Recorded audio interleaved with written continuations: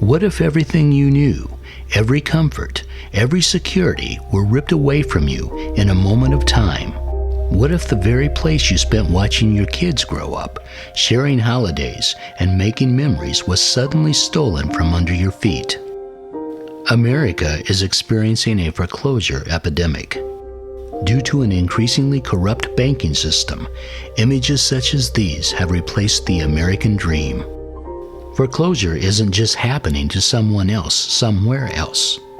It's now in your own backyard, and yes, it affects everyone. It only takes a temporary loss of work or a short-term illness to lose everything you've worked for. Think it couldn't be you? Think again.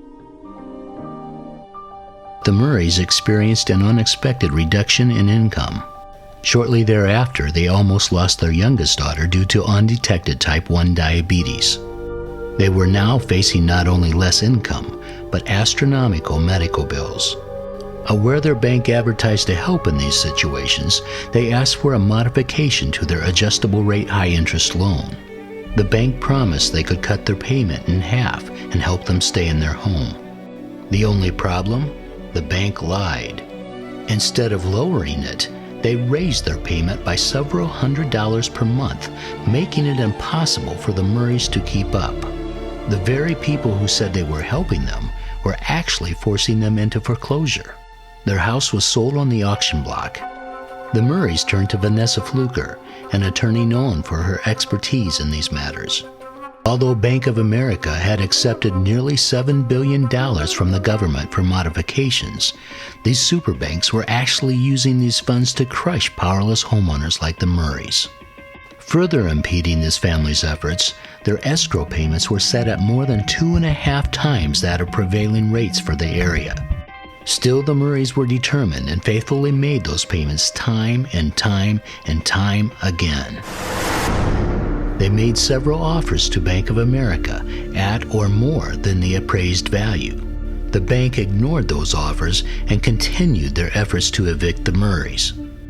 In response to public outcry made on behalf of the Murrays, the office of the CEO for Bank of America reached out to them, expressing a desire to help work out a modification. But upon calling the bank, the Murrays were instead told nothing could be done because they were in litigation, something the bank knew before they wrote the letters.